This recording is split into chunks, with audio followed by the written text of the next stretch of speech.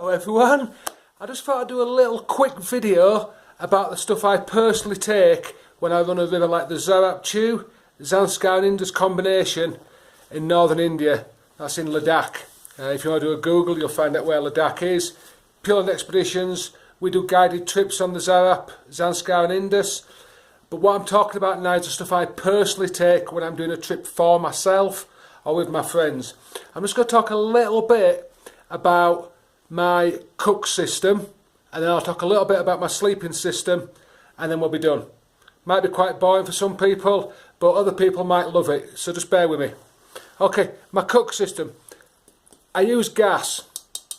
Now I know that gas has got some really interesting environmental concerns because the canisters we have to just deal with.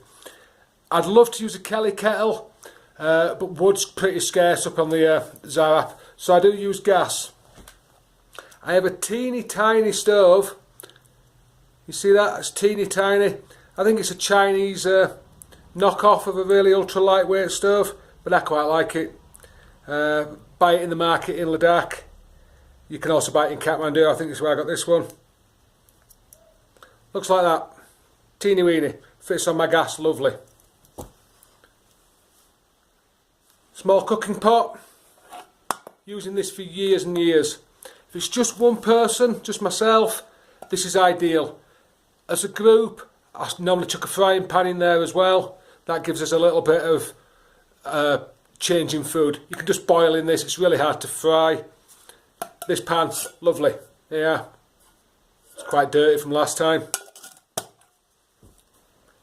Always take a water bottle. Got this Nalgene. Used Nalgenes for years. I think they're a great bottle. You can use all sorts of bottles. I like these, wide mouth.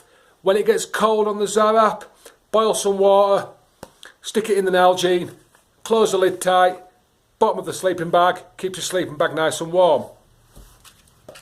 Matches are lighter, need them. Normal mug, it's got a little lid on it for keeping the sand out from the market inlay, like that. Do have a load of different mugs, like that one. And I take a teaspoon, just because it's small and light. That's my cook set. I tend to cook rice, dal, the odd soups, maybe some eggs, vegetables. That sort of works really well. Now, my sleep system is a little bit different to what a lot of people take on multi-days. I don't like tarps. I'm not a fan of a tarp setup because I'm lazy, to be honest. I don't like putting it up. So what I have been using for years is a bivy bag. This bivy bag here, this is the Alp kit version. I've got a military version as well, ex-army one, they're about 30 quid. Bit bigger, but it's fine. Again, Alp kit one, perfectly fine, like it. This is a normal size, I think it's called the hooker. This is a normal size. I could have done with the XL, but this one's alright, it does the job. Now, the Zanskar, the Tsarap can be cold. Okay, you don't want to take a summer sleeping bag. I use this one here. It's a Rab bag. It's even called a Rab Ladakh. Had it for, I think I've had this for 18 years now. Smells a little bit, does the job. Covered in sand, it's perfect. Now, most people will tell you your mattress, your camping mattress is super important. Everybody seems to be using inflatable mattresses, Thermarest, Alp kit, the list goes on. Now, I'm not knocking the Thermarest system or the Alp kit system, whatever you want to call it, but it does have its faults. I use a Neo Air. This is my Neo Air here. Packs down really small, but you do break it. This one's probably got 8 punctures in it from the ground.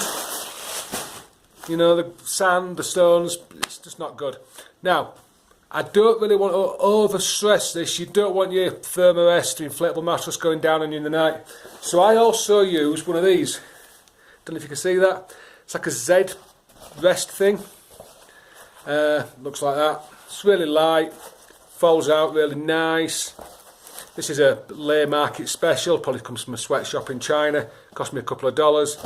That goes under my Neo Air, sleeping bag, Gore-Tex on top, sleeping bag, bivy bag on top, and it's perfect. Now, I'm not going to talk now about what clothes I take, I'm just telling you about the gear that I put in my boat.